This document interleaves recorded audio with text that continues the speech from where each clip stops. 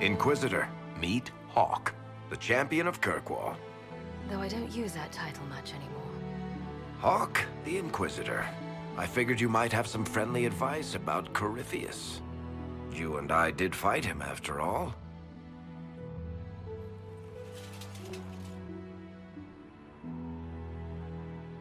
Impressive view. Reminds me of my home in Kirkwall. I had a balcony that overlooked the whole city. I loved it at first. But after a while, all I could see were the people out there depending on me. You heard about Haven. I have. That's why we're here now. And why I have battlements instead of balconies. May they serve you well. Varric said that you fought Corypheus before. Fought and killed. The Grey Wardens were holding him, and he somehow used his connection to the Darkspawn to influence them. Corypheus got into their heads, messed with their minds, turned them against each other. If the Wardens have disappeared, they could have fallen under his control again. If that's what happened to the Wardens, do you think we can free them? It's possible, but we need to know more first. I've got a friend in the Wardens. He was investigating something unrelated for me. His name is Loghain. The last time we spoke, he was worried about corruption in the Warden ranks. Since then, nothing. Corypheus would certainly qualify as corruption in the ranks. Did your friend disappear with them? No.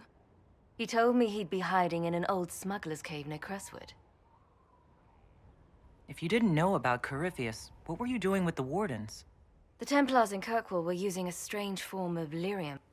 It was red. I'd hoped the Wardens could tell me more about it. Corypheus had Templars with him at Haven. They looked like they'd been exposed to the lyrium you describe. Hopefully, my friend in the Wardens will know more. If Corypheus has corrupted the Wardens, it may be too late to save them. I understand. I'll do whatever's necessary to stop him. Corypheus is my responsibility. I thought I'd killed him before. This time I'll make sure of it. Inquisitor.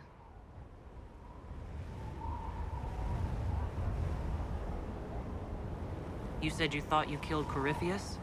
The Grey Wardens had him imprisoned. They used my father's blood in a ritual to seal Corypheus inside. But he could still reach out and influence the Warden's thoughts. He sent them after me. And I didn't just think I killed him. When the fight was done, he was dead on the ground. Maybe his tie to the Blight somehow brought him back, or maybe it's all Tevinter magic. But he was dead, I swear it. Where did you go after the mages rebelled? I heard the Chantry might be sending an exalted march to Kirkwall to put down the rebellion. I hoped that leaving would save lives and force the Divine to divide her forces to come after me. As it turned out, I needn't have bothered. All the circles started rising up, and the exalted march never came.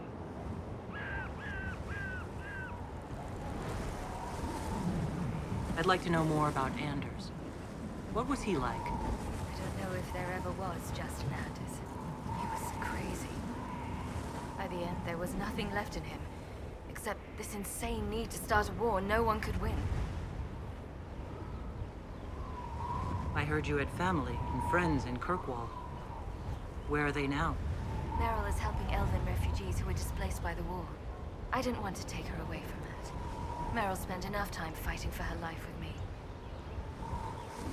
I assume Varric's been feeding you information about the Inquisition.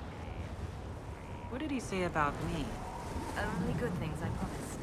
I was a little surprised, actually. Varric isn't one for religion in general, but he thinks highly of the Inquisition.